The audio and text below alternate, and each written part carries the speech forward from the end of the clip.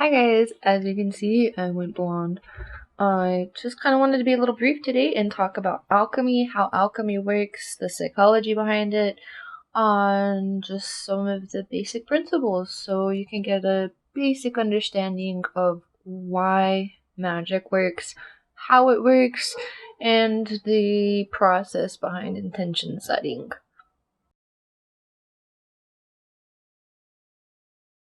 And if you've watched any of my other videos, I'm obviously whipping out my notebook again today, talking about some of the stuff that I've written down from my awakening process and just going to go over the 7 basic principles of Hermeticism before we begin. I don't think you can read this, but I'll just go ahead and read it to you. So, basically, with the 7 Hermetic principles, the first one is the principle of mentalism. The all is mind, the universe is mental. So essentially what that means is we are projecting our reality through our mental capacity. So your intentions manifest things through thought. That's the basic idea of that. And then our second principle is the principle of vibration. So nothing rests, everything is always in motion, and everything vibrates. So everything has its own frequency, it's constantly moving, and so that's why the world never stops. The third principle is the principle of correspondence. As above, so below. I don't know if you can see that painting behind me. That's kind of what that one is. It's about perception and as above, so below. So, as within, so without, everything corresponds, everything is connected, everything has a cause and effect, a reaction, and everything vibrates with each other. So the kind of the principle of vibration, the principle of correspondence, I feel like kind of correlate with each other. Then the fourth one is the principle of polarity. Again, everything is dual, everything has poles and opposites. There's good, there's bad, there's light, there's dark. You can't have one without the other. And opposites are identical in nature, so essentially they are similar, they have the same concept behind it, but they are different in degrees, so different in polarities. So right and then wrong. Well, that can also be a perception, but we won't talk about that. The fifth one is the principle of rhythm. So everything flows.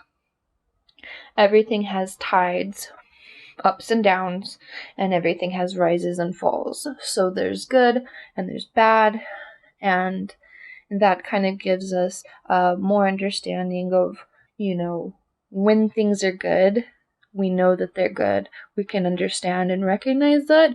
And when they are bad, we have, experience. We can understand the difference between right and wrong. And then the principle of cause and effect. Again, everything has cause, everything has effect. Everything happens according to law and according to reactions, and everything has a, what is the word I'm looking for?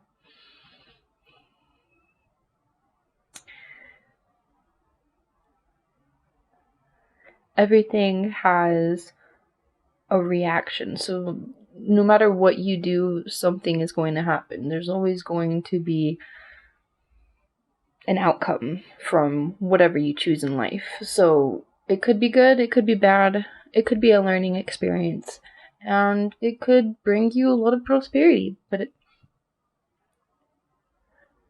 it's always going to happen according to law. So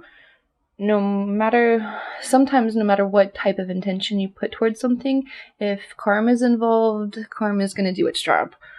But that's also another thing. And then the 7th principle that we have is the principle of gender. Gender is in everything. Everything has masculine and feminine principles.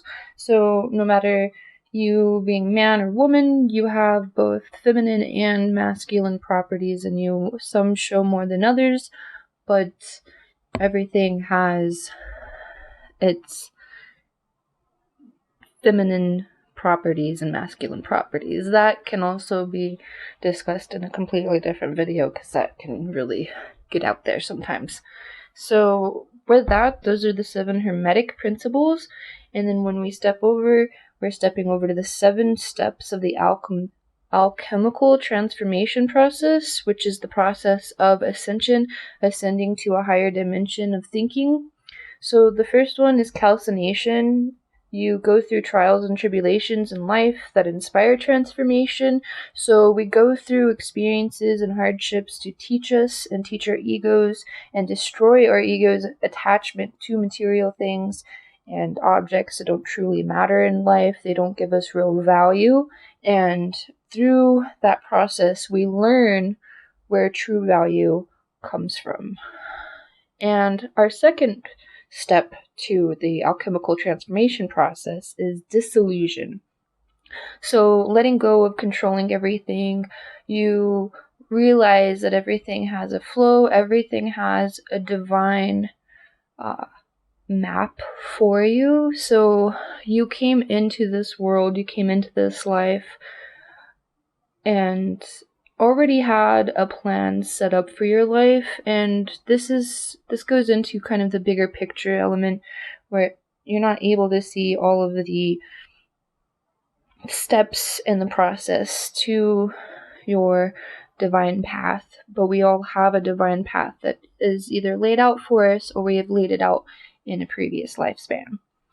And that kind of goes into the Kundalini experience, lucid dreams, visions. Some people go through this process through having acid, DMT, ayahuasca experiences, things that, and mushrooms, things that really open up your train of thought to other ideas and concepts. You kind of see that there's a lot more to this world than what you're able to see. And the third one would be separation. So discard everything, attitudes and belief systems. This allows more conscious energy to flow. So you kind of get rid of some of your belief system behind things and things having these solid constructs. So you're more open to kind of, other possibilities, things that aren't necessarily always explainable in a third dimensional view. Again, that one is also another one we can make a whole nother video for. The fourth step that we have in the alchemical transformation process is conjunction, which corresponds with your heart chakra, performing marriage of the two sides of consciousness within, solar and lunar, male and female, living from the heart. So it's kind of a conjunction of yin and yang, a balance between light and dark, masculine and feminine. You kind of see the balance between the two, and you kind of live in more rhythm with that. That one is a little harder to obtain through the alchemical transformation process, just with the things going on in our world right now. But that is a kind of a form of balance. You kind of not necessarily live in balance 24/7, but you understand the balance between, polarities and, again, divine masculine and divine feminine properties. And then the fifth one is fermentation.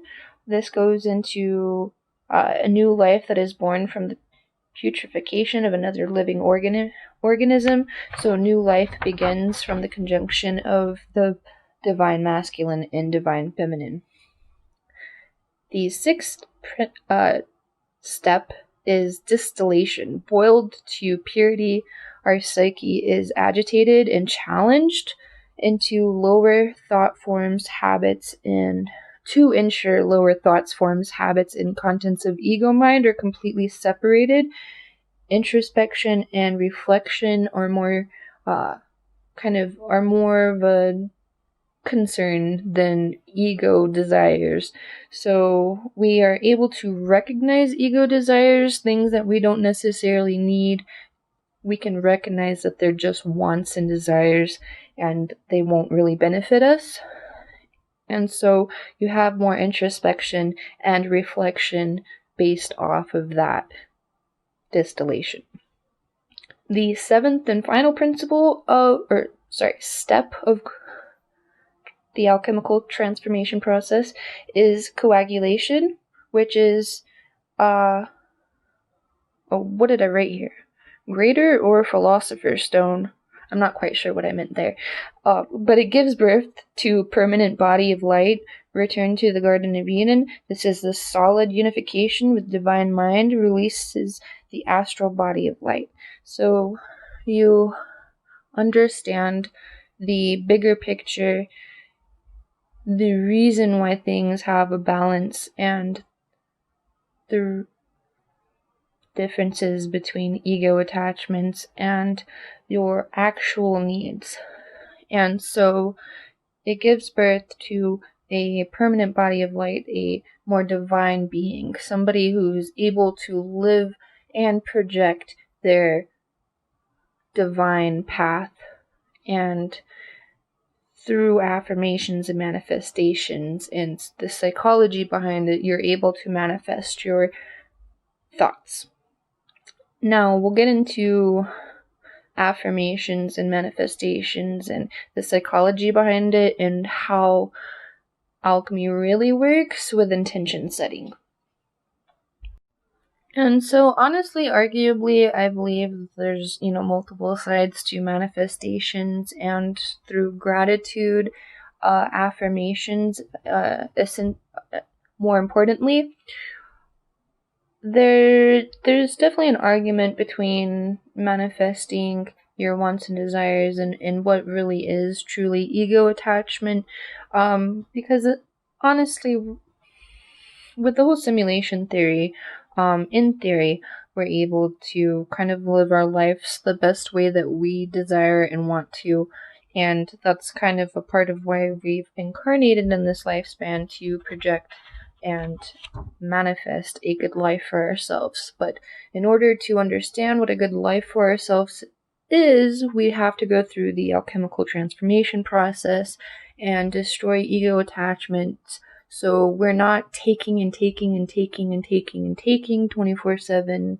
and, just obtaining things that we don't really need and things that won't really, even uplift our energy and our spirits. It's just going to be wanting, a cheeseburger every day that, doesn't necessarily even taste good. It's just, here's a cheeseburger.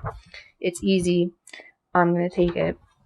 That sort of thing. Or even, getting into like electronics and stuff, things that don't necessarily benefit us, but do have a form of entertainment behind them. So, arguably that can be about perception, but that's just my point of view. Now, going into intention setting and alchemy, because alchemy and magic can really seem like kind of like a silly thing, and we put it in like a lot of television and movies and stuff.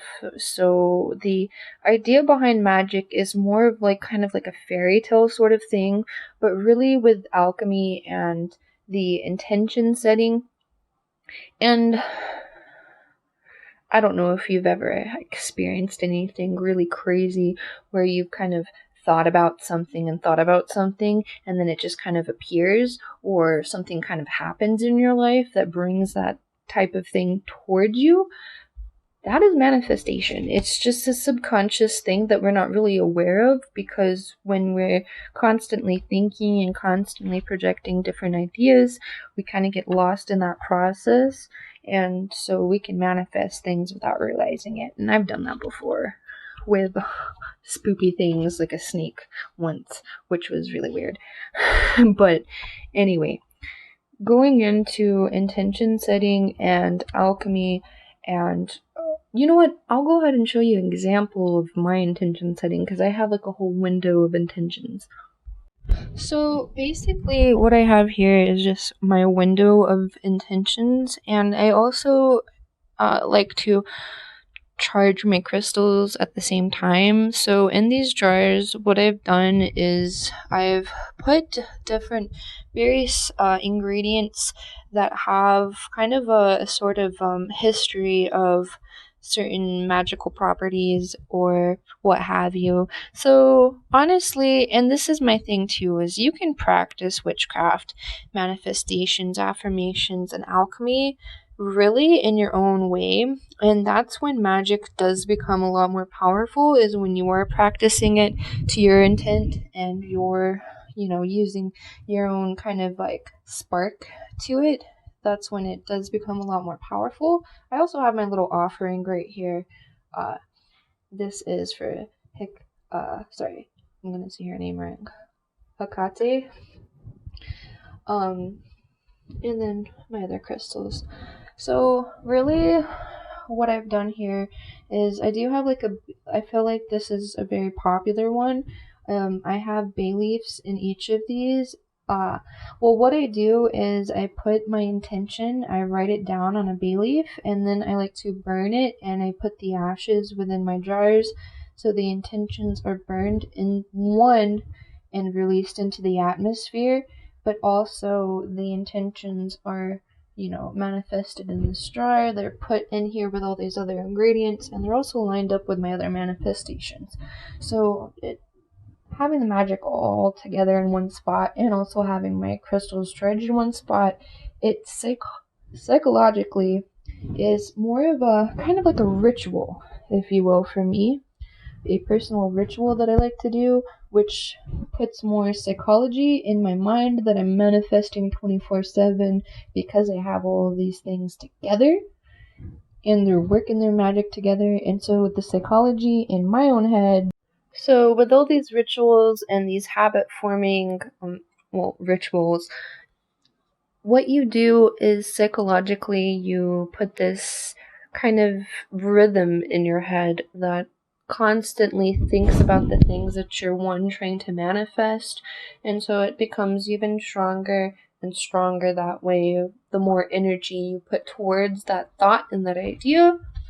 And so basically what we'll do next is go over affirmations and kind of sort of how those work with that. The idea behind that. I know I've covered affirmations before in previous videos, but I kind of want to go over how it corresponds with alchemy. So when we do these rituals, and really you can do anything as far as sigils, I've heard are really powerful. I think I've only practiced this sigil subconsciously, I did it without really thinking about it once. I didn't really know too much about sigils or how they worked. But really, and I've also seen different information about sigils, so I'm not really, an expert on sigils or anything, but I have heard that you can really create your own sigils out of letters and stuff that you're already familiar with, and just kind of put your own, your own, I guess, imagination towards that, and that can, honestly make it stronger. I would believe it. That's just something that I've kind of heard through other people. But let's go over affirmations. So when we do affirmations, what that basically is affirming that you already have the thing that you're trying to manifest. You're already trying, your desires are already here with you. And so when you say things like I am, and you put emphasis behind the idea that you already have these things, you're rich, you're worthy, you're loved, and you have a good life, and your psychology behind your life does become a lot more positive, so you start to have a more positive outlook on things, because and definitely not at first, it does require practice. You're going to have to want to keep affirming these things and keep with that rhythm, so that you realize that you do have a good life, and your ego is attached to things that don't necessarily benefit you, but there are desires that you are looking and trying to obtain. And through subconscious training and affirming these things, I'm trying to find a good affirmation that I have here. when you affirm these things, you just make it much more stronger in the belief that you already have it. So here is one of my affirmations. I am rich, I am beautiful, I am successful, I am deserving, I am love, I am abundant, I am magic, I am source, I am intelligent, I am creative, I am at peace, I am balanced, I am protected, I am guided, I am spiritual, I am resourceful, I am intuitive, I am psychic, I am powerful, I am source, I am the universe. And so when you repeat these things, I have repeat 3 times. When you say these things over and over again, and you affirm them through other methods as well, you don't necessarily always have to write these sentences out on a piece of paper and just read them back to yourself 24/7. There's other ways to affirm these things through music and just trying to kind of change your habits to a more positive thing where you're feeding your energy with music that affirms positive vibes. Like, you're not going after music that's just, depressing and is just kind of designed to put you in a bad mood. You're going after music that makes you feel good, makes you happy, makes you feel desired and wanted, and just overall, and you can really feel that energy when you're, listening to that music or watching that, TV or whatever. I personally don't believe in television, but that's neither here nor there. But there's good television out there for sure that does help you manifest and put more positive vibrations within your body and your mind.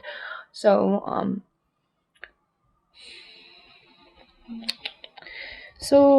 really, when you change, because this is the process, this is the real concept behind alchemy, is you are changing the psychology behind your mentality.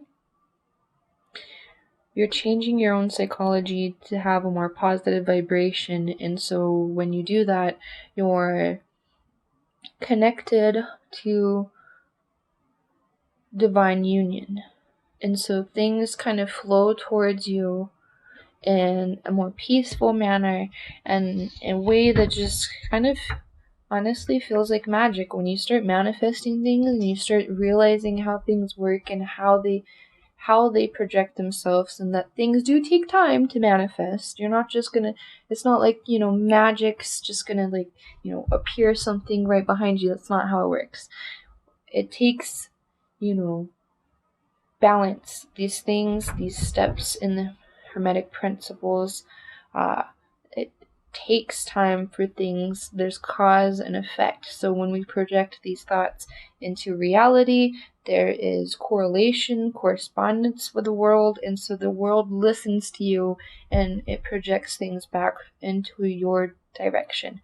So essentially, think of us as a matrix with lots of dashes and O's that correlate and connect with each other. So, that person miles and miles away may have an effect on somebody way over there or something like that.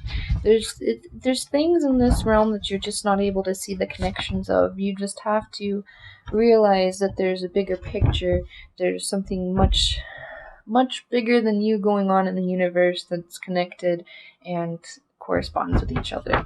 If you get into astrology, really, there's a lot of really good alchemy rituals and kind of spells and magic that works with astrology. I was gonna say astronomy. Astrology. I'm not too big on astrology either, so don't ask me too many questions about that. I do have some really good apps though, if you want to kind of look at moon rituals and things like that. I can give you a nice little list of apps that I use for my horoscopes, my moon cycles, and then I have another one. I can't quite remember exactly what it's for, but it has a lot of psychology and alchemy behind it. But really, that's basically the idea behind it and how it works. There's obviously a lot more to alchemy, and lots of different rituals and ways you can practice magic. And again, the more personal you make your magic, the stronger it becomes. So just kind of keep that in mind when you're manifesting or when you're watching other people's videos and or information about alchemy and magic and witchcraft. If anybody ever tells you how to practice witchcraft and tells you that you're doing something wrong, please don't listen to them. I mean, there's some things that you can definitely take advice for, but if somebody's sitting there judging you on how you use your magic, unless they're telling you that you're projecting bad energy and negative vibes, then I would not heed their advice, but that's just me. And I'm trying to think if there's anything you really missed. Again, like, you can, yoga is really, alchemy is really as simple as yoga. So, like, when you're sitting there practicing yoga and stuff, you tend to start thinking about things that you don't realize until you start realizing it. Or even in your dreams sometimes. So also kind of, be aware of some of your dreams. I honestly don't think you can manifest so much with your dreams. I feel like your dream world is more of like another school ground for you to learn more about the 3D world and what's going on here. That's just me. But again, there are so many different ways to practice alchemy. And it's really about keeping track of your own vibrations, other people's vibrations projected towards you, and just their energy, and just kind of keeping your own shit together and taking care of yourself and making sure that you're taking care of your needs. And psychology wise, you just kind of grow and grow and grow and become stronger, and your intentions become stronger because you are taking care of yourself and you're realizing that you can get your shit together all by yourself. You don't need nobody else. So that's basically what I wanted to talk about. If you guys have any questions about alchemy, magic, affirmations, manifestations, or even just hermeticism, we can go over that. Just leave the questions in the comment sections, and don't forget to hit that like button. Peace!